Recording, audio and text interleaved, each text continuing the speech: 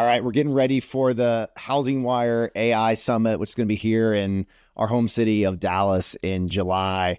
And as we get prepped for the event, we have two of our speakers, Dr. Maas and Dr. Rick Rock, two doctors. I didn't even think about that as we were planning this. Both of these gentlemen have completed their PhD education. Rick, Andrew, welcome to Powerhouse. Thank you so Thank much. you. Great to be here. It's great to be here, man. All right, gents, we're going to talk about artificial intelligence today. We're going to talk about general AI, but we're also going to dive into the mortgage industry, use cases, what investments look like, and how lenders should be or aren't thinking about AI in their business today. But before we get started, I'd love to lay some context here. So Andrew, Dr. Maas, you're the CEO at Pointable, an instructor at Stanford. Your resume goes back through a lot of different companies in the technology world, from Apple to Data Ventures. Give us a glimpse into your unique experience and expertise in the world of artificial intelligence. Sure. So on the AI side of things, so I did a PhD in computer science at Stanford, and my research focused on deep learning, and it was actually timed sort of exactly coinciding with the rise of deep learning sort of taking over industry systems and becoming this kind of force that is now large language models and ChatGPT and our image recognition models and things like that. And so in the early days, my PhD research focused on, how do we even get the rest of the machine learning community to take these deep learning approaches seriously? Because early on, they only worked at small scale and they didn't work reliably compared to the sort of machine learning state of the art. And of course, now, every day, probably everyone listening to this podcast is interacting with a deep learning model, whether you realize it or not, because it's in your web search, it's in your translation, it's in your dictation, it's in how you interact with photos every time you take a picture on your phone. So it's been an incredibly exciting journey from a technology perspective. And that's kind of my research and teaching life. So I continue to teach a course at Stanford on basically how to build a system like Siri. I also teach some online courses on a platform called Uplimit on just kind of general data science, applied machine learning. But then in parallel, I've really enjoyed working with kind of earlier stage startups and seeing this technology get adopted. And so worked early on at Coursera, building machine learning technologies for online education. And then more recently, started my own company called Rome Analytics. We were extracting information from healthcare data. So worked with health insurers, large pharmaceutical companies. There's some sort of industry parallels with how, mortgage industry works in terms of underwriting and the need to figure out AI systems aligned with regulatory demands in workflows. But then most recently, I've been at Apple for a couple of years, building kind of secret machine learning technology related to large scale deep learning at Apple. And most recently, a little over a year ago, we started building technology for Pointable because so much has happened in the sort of language AI space. The way I think about it is, there's so many systems in enterprise where you might want to rely on machine learning and interacting with natural language that 5 years ago, building such a system might have required several $1 million and a dedicated research team. And these days, you might be able to bring up a system like that within 60 days using a very productized set of tools. And so at Pointable, we're very excited to basically expand the frontier of all the deployed systems in the world now that the technology has taken this kind of leap forward. So Andrew, for over a decade, you've been working in the deep learning phase of data and big data and the technology ecosystem. Was that precursor work that had to happen for technology and language models to be prepared for the stage of AI commercialization that we're entering today? Oh, absolutely. I mean, to give you a sense, right? Part of my PhD research was how do we get neural net models to understand individual words, right? Because it turns out that you have to build these kind of word embedding representations. And these days, these types of embedding representations, it turns out this is at the core of all like ChatGPT and all of these language AI systems. And it's not just an embedding for words anymore. ChatGPT can encode like several pages of a book. But this has been a continuous technology evolution from, the smaller models. And a lot of this has actually gone hand in hand with, people I'm sure have heard of NVIDIA because it's doing so well on the stock market. But, my PhD lab was one of the first ones that was running neural nets on NVIDIA chips.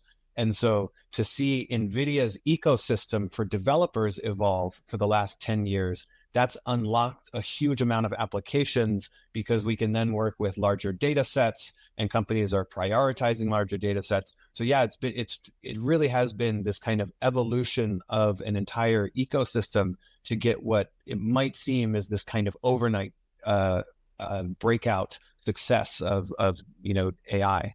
Really interesting. So, Rick, you, Andrew, and I met and talked at the NBA IMB summit a few months back in New Orleans, I believe. That were New Orleans, Yep. right? That's right. Yeah. So, Rick, you have, storied career leading production in mortgage banking. Just last month, we announced that the gathering that you've taken on this big new role as the EVP of production at Sierra Pacific. But you have a technology background before mortgage banking. So give us a glimpse into how you and Andrew met and what attracted you to working together. You know what's interesting is so I'm not a technologist really anymore. I mean, I was an electrical engineer in the late '90s, really during the Silicon Valley sort of ramp up and the integrated circuit boom, if you will, right in Andrew's backyard. In fact, Andrew, to date me a little bit, like when I lived in Mountain View, my apartment was right next door to the Netscape headquarters in Mountain View. And Yahoo had just started. They were still in trailers on the Stanford campus, and so now they funded a building or two, I think. Yeah, yeah, that's right. And so Google hadn't even started yet. So I was in tech until really early 2003. Started a small technology company, a CRM company, which I sold to an investment bank in 2005. I had rolled that money into a company, in part to a company called PushMX Software. And that was a pipeline management tool that fit on top of Helix Point to compete much more synchronously with Ellie Mae, or this new product called Encompass at the time. And so the woman that developed our code, she was really a Chinese engineer that was a developer in the Valley and very well known actually for her work in telecommunications. Her son is Andrew's business partner in the Valley, and so we got connected through Miss Way, through Lynn Way, Scott's mother and Scott's Andrew's business partner, and they were talking about the projects that they were doing with AI, and in one of the target areas of real obvious improvements or areas of improvements are repeated tasks or industries that tend to be a bit antiquated in its history, in its adoption of technology, that tend to be overly focused on human resources and on repeated tasks that might prevent scale or that might introduce inaccuracies or aspects of errors that basically in our business mean added margin. Like we don't even know how many inefficiencies there are in the mortgage chain, so we just price it out, right? Which is why so many innovations like AI or blockchain, it helps alleviate the aspects of doubt around the quality of what it is that you're producing, and as a result, your need to price into the mortgage pricing throughout the capital markets chain gets diminished because you kind of know you have a greater degree of confidence in what you're receiving, right? From a data integrity standpoint, right? So when they were talking, I was like, guys, and at the time I was on the leadership team across country, and I just said, hey, this is really a necessary conversation that not just cross country, but really all lenders in the industry needs to have, because it's clear that the great divide that's coming in the business is that lenders that leverage AI and that are introduced this radical adjustment of efficiency into their pipeline is going to be the difference between um, businesses that leveraged fax and couriers versus businesses that adopted email. I genuinely believe the efficiencies will be that dramatic, both in pricing and in the consumer experience and in profitability for the lender. Will be that stark of a contrast between those who adopt and those who don't. And the tough part about AI is we're not talking about a point solution where you like build this into your process, plug and play, done. Like there's a lot of different ways and theories on how AI can change industry, period. And then we'll get into mortgage deeper. But Andrew, you joked before we got on, like, hey, how general are we going to go here? Are we going to talk about like big scary AI robots taking over the world? Well, let's start there. Like, what are the misperceptions of AI, or maybe I'm wrong. Maybe it's not a misperception. In general, what does AI mean for the world? Yeah, I guess so. AI refers to a broad category of technologies that can be used for a lot of different things. And sometimes when people hear AI, they think of kind of a single sentient intelligence, or that's what we would call sort of general AI, or sometimes we call that hard AI. For the most part, people like me are not thinking about that day to day. We don't think that that's very close. We think that systems like ChatGPT, it's become clear over the last 2 years that we're not seeing the sort of rapid progress of something that's going to sort of become as smart as a 5-year-old sometime soon, right? In terms of like general reasoning and common sense, those are the things that are very hard. What is true is these language models are very good at fooling us humans into, like, we want to believe that they're smart, and they're good as little kind of like chatbots. And increasingly, we're now engineering these different components around them and onto them that are making them more useful, more reliable in terms of factual accuracy, interfacing with the outside world, those sorts of things. But, in terms of broad AI, think of it as sort of adopting the internet almost, right? There wasn't one way that a business said, here's how we're going to use the internet to improve our business. If you look around your business today compared to pre-internet, there's hundreds of ways, even in any small like lender, right? And in the same way, if you would say, okay, I'm going to choose to be a lender or be an entity that competes with my competitors, but I'm not going to use this technology. I'm going to rely on pre-internet technology only. You'll get killed, right? You won't get killed on any one thing necessarily. I mean, in some cases it will. Your customers will be like, hey, why can't you just send me an email or something, right? But you'll not be able to keep up with your production cost and efficiency compared to your competitors. You won't be able to interact even internally. You won't know what's going on as well as your competitors. And over time, it eats you in small ways, right? And AI, you should think of it, especially the kind of new AI systems that we can now start to build and adopt, in the same way, where it's not that there's going to be a single AI agent that I hire instead of an employee, and it's the perfect employee and it sells every mortgage to every person ever and like whatever magic, right? No, it's that there's 100 different little use cases where if you're using AI, for example, to do coaching of your interactions, right? So there's some amount of like call recording, being able to transcribe that call, give feedback to someone who's doing that sort of call all the time. That's an AI system. And that feedback is super valuable for helping that person learn and improve, and for helping you know what's going on in your business. And if you're not doing that, you're going to lose to a competitor who's coaching their team that way. So are like tools like this coaching application or like use case that you reference, is that an application that's already built, like, or something that you're seeing companies build for their own in-house use? Like, that's where there's a huge amount of upheaval right now. Because basically where we are today is a tremendous new amount of use cases are enabled by the technology advances and the large public models that are, available with friendly commercial licensees now. And we have probably 5 years of work to do, honestly, in terms of enterprise adoption and integration, even assuming that you're kind of everybody's on board, everybody wants to do it. which can be very slow depending on the enterprise and depending on regulatory stuff. So specifically on that use case, right there, you will find some vendors, you might find some early stage companies, some entrenched players adding that capability.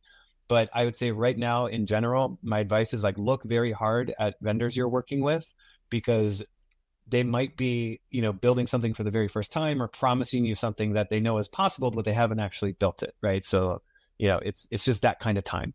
And you mentioned models that are trained off of public data.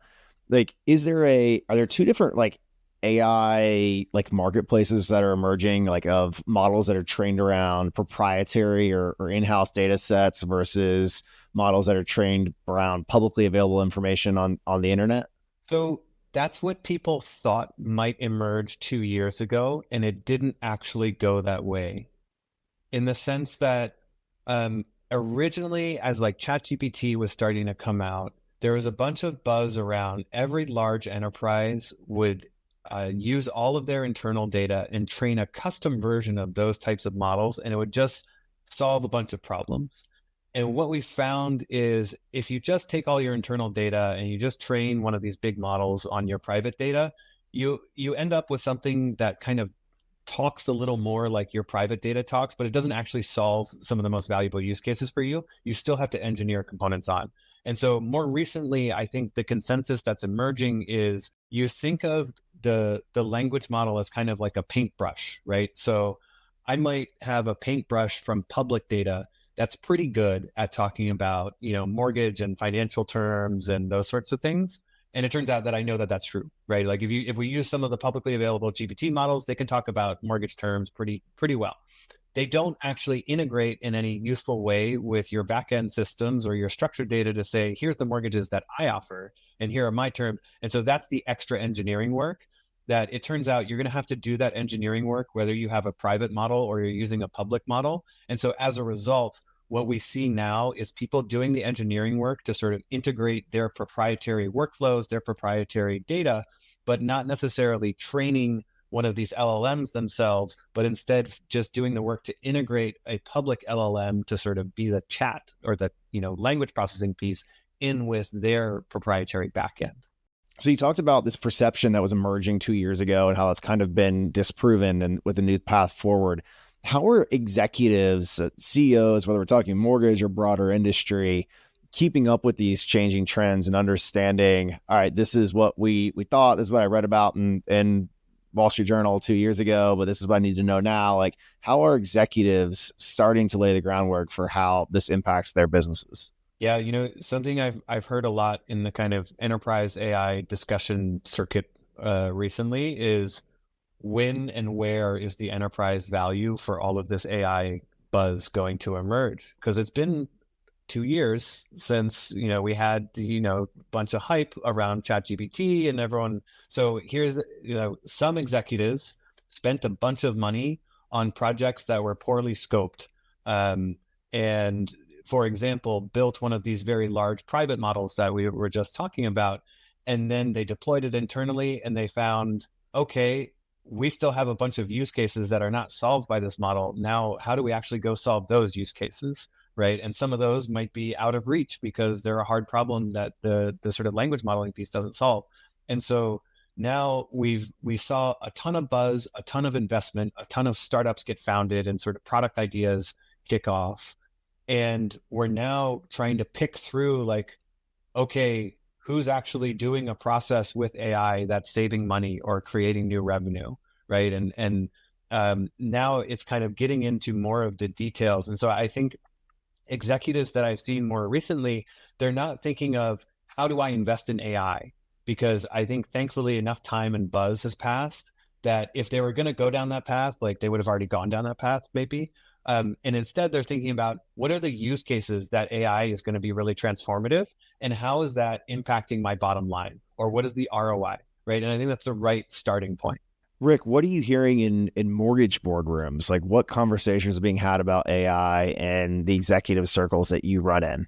I'd say complete confusion. Yeah. I mean, truly complete confusion. I mean, there really isn't.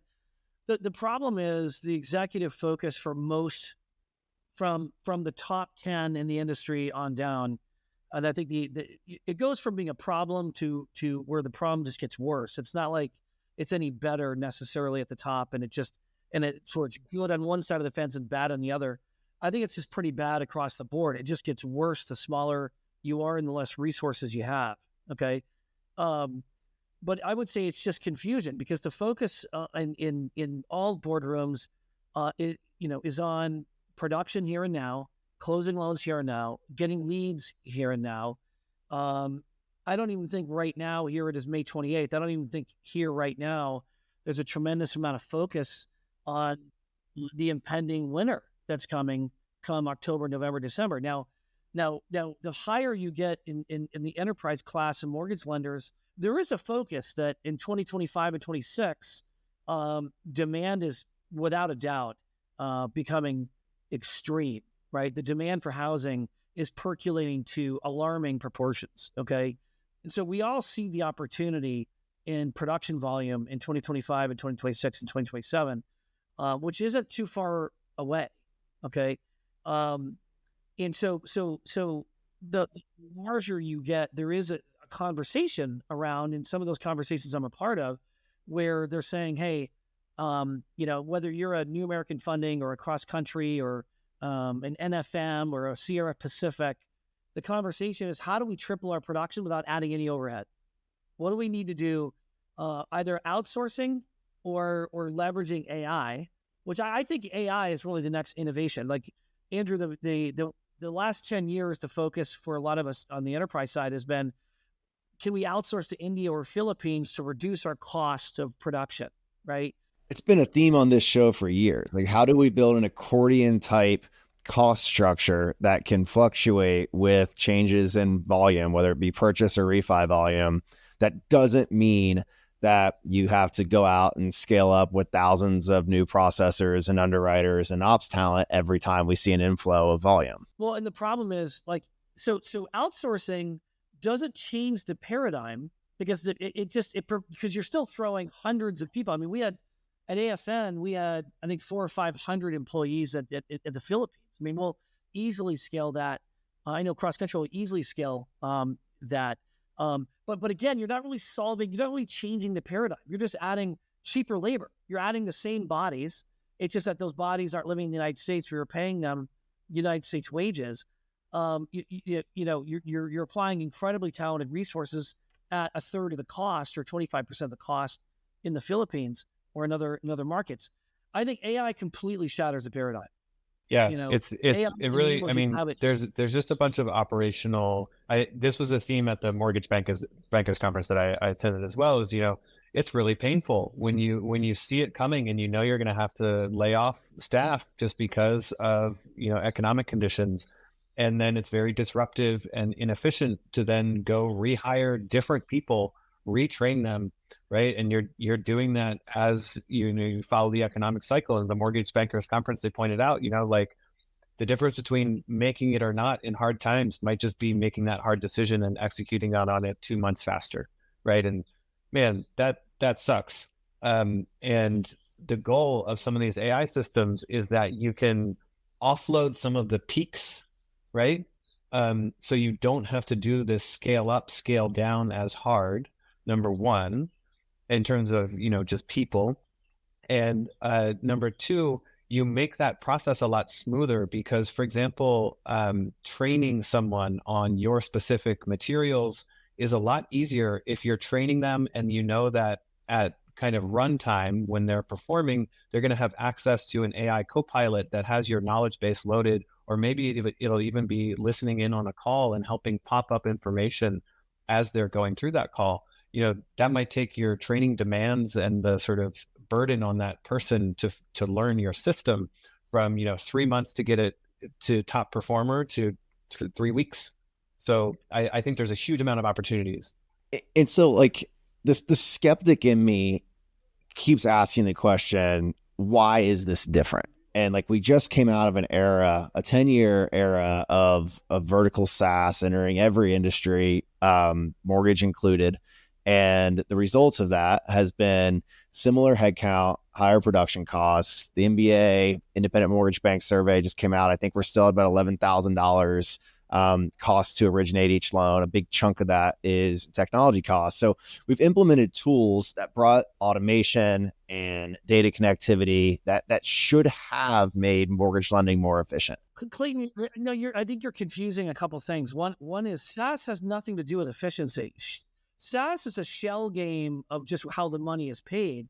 I mean, you're not really saving any money by paying per seat versus having per user per month, because you have a floor monthly minimum, like with Encompass or any of these platforms. No, I understand the payment structure. I mean, like, but software came into every aspect of housing. So like whether it's like perpetual license or subscription. Like I'm talking more about like technology came in and technology has not made mortgage significantly more efficient. And I'm not saying that AI doesn't stand a chance to do that, but like what I'm asking the question is like, what makes this different? And like how does the housing executive mentality have to change to actually build a better cost structure?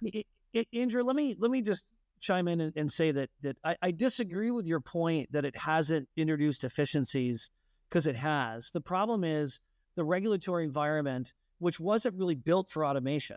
Like the automation, that the focus has been on the transactional exchanges between third-party vendors around appraisal and title and VOE and VOI and different ancillary aspects to the mortgage workflow.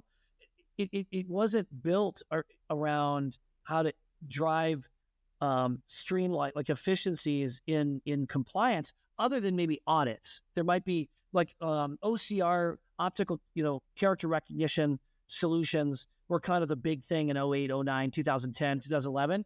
But like, if it didn't correct it 100% of the time, then it really was worthless, because you still had to go back and kind of preview what everything. It's almost like the way Siri, like if I voice text today and I'm driving, it really doesn't help all that much, because now I'm proofing everything that it incorrectly translated from voice to text, and now I'm probably at greater risk because I'm driving, right? So I would say what technology did is provide a tremendous amount of efficiencies where it was designed to do so. There wasn't any efficiencies or technologies to implement, TRID, implement new LO comp changes in 2014. So TRID in 2014, the landscape, and plus you have this 50-state landscape where the regulatory environment varies so dramatically that other than like automation through training and compliance, like awareness to drive like an educational resource system for your team, it had nothing to do with like making our ability to close loans faster. AI can change that. I mean, one way to think about it, I like the question of sort of, the vertical SaaS comparison, because I think there is one type of use case that people might see from vendors that is a close analog. And that's if you see a vendor that's pitching, we build a sort of full software agent sales rep, or, the dream would be an LO, but you can't actually do that in the loan space for probably regulatory reasons. But if they're promising you that I have an AI software system and you should think of them as a human employee because they can do all the same stuff and you're going to pay them the same amount because they're going to have the same amount of output, I'm deeply skeptical of those things, because I think you'll see a pattern similar to what you saw that made the vertical SaaS stuff really struggle, which is I build a vertical SaaS product as a startup. My goal is to apply that product to as many customers as possible with minimum customization per customer. That's how startup life works. And your goal as a customer is to get something that's actually customized for you. And we meet somewhere in the middle. And oftentimes over time, you find it's sort of unsatisfying in terms of ROI. And I think you would see very similar things with some of these AI point solutions that vendors might try to sell, where they say, we have an AI solution for X. Then that's very similar to buying verticalized SaaS, where you might lose the value in the sort of customization and integration and how it fits with your workflow. What I think is different is maybe two things. One, there's a bunch of new stuff that's possible that wasn't possible 5 years ago. So for example, a lot of my research was on speech recognition. 10 years ago, you couldn't access a speech recognizer that was high quality for every single call that you were on for any feasible amount of money, totally out of reach, millions of dollars. These days, totally fine. So there's this one set of things, which is, well, what would you do if any piece of audio you could transcribe? What would you do if everyone that works for you could have access to an expert copywriter and give them commands, and it doesn't cost that much, right? So one is like, there's a bunch of new tools to play with and things that are possible. And two, I think that some of the integration and customization, if you leverage this AI technology right, you can build solutions that are more customized and integrated with your workflows. So you get past some of that verticalized SaaS integration challenge, but that's a function of building it right with the right internal teams or external partners or mix of the two. So the term build, like as a CEO and an operator, the term build sounds expensive. And like one of the reasons vertical SaaS has been successful in our industry and housing and a lot of other industries is because of it's accessible. Like there's a monthly subscription cost, and in mortgage there's been a lot of variable based on volume. So like it's accessible. And minimal tech onboarding on your side, I think, is a really critical. You don't have teams of engineers thinking about this stuff. Yeah, I think some of the onboarding has been more onerous than people anticipated out the gate, but it's still minimal. So Andrew, what does build mean? And if I, as an executive, and I mean I'll even sit from my seat as the CEO of a media and data company, how do I start framing like budgeting and like the starting point around building AI into some of my kind of critical needs? Well, so for example, I think that in the modern era of AI, like my hypothesis is that someone who has a kind of AI product vision, which might be an internal product. So we were just talking about a bunch of use cases, which is how can AI help with the pain of the sort of accordion, scale up, scale down, right? Well, if you give me someone who's like a management consulting background, who's been working in, various like lenders for 5-10 years, they could rattle off workflows and use cases where if you could automate it in this way or that way, and you'd have to be careful of this compliance thing, I think you could save a huge amount of time and value, right? And so that's the kind of AI product vision. And I think these days, if you pair a person like that with literally like 1 to 2 generalist software engineers who might be sort of supporting your internal systems, and you then work with the right technology platforms, external vendors, you can build very interesting dozens of use cases that those basically 3 people are supporting that pick away at this accordion problem in a way that's actually achieving ROI. And Rick, is that kind of the role that you end up playing with Andrew and the Pointable team? I mean, in prep for this, you were just throwing out use cases from underwriting guideline efficiencies to product and pricing efficiencies. Like is that where you come in and move the needle here? Yeah. So my focus is just to connect the parties to ensure that like the repeatable tasks, the inefficiencies that everyone identifies, everyone operates through, but can't really take a break to take a step back to solve.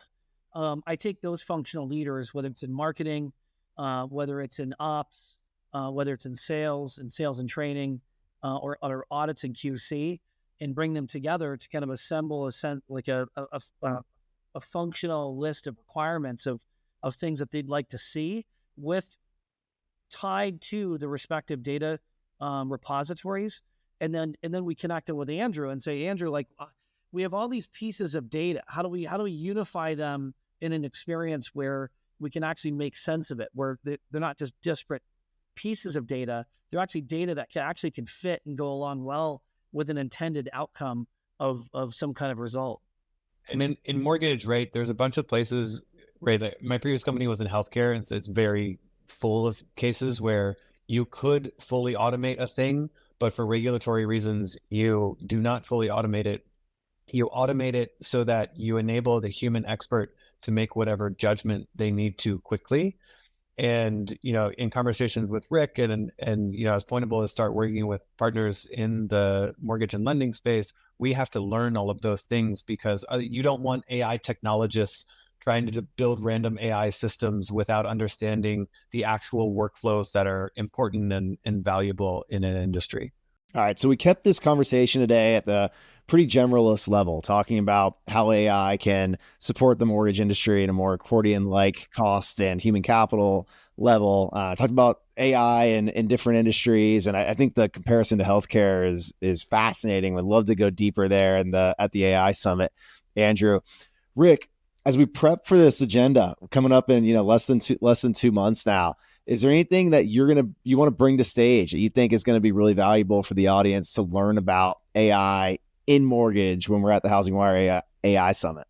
Yeah, I mean, really two things. One is Sierra did launch a platform called Hey Sierra, which is an AI driven products finder and product selector for loan officers, and both on the wholesale and on the retail channel.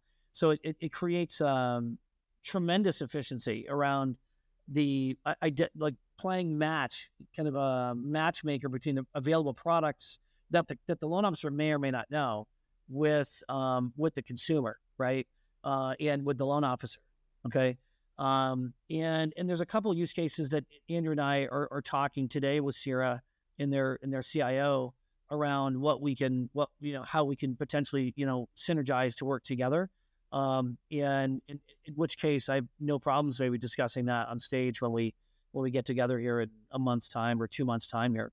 All right, phenomenal. Well, Andrew, I know that you and Rick are deep in use case development and working some actionable implementations right now. So excited to go deeper with you in Dallas in July. Yeah, looking forward to it. We should have several actually demo systems that people can check out as well.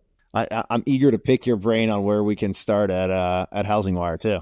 So when you say you're gonna have several demo systems, what does that mean? Like available to people to check out, like what an operating AI engine would look like? Yeah, so we have just a couple, general public demos about, answering questions about, complicated products, which, a bunch of mortgage and loan packages certainly fit that in terms of, something you could show to a consumer.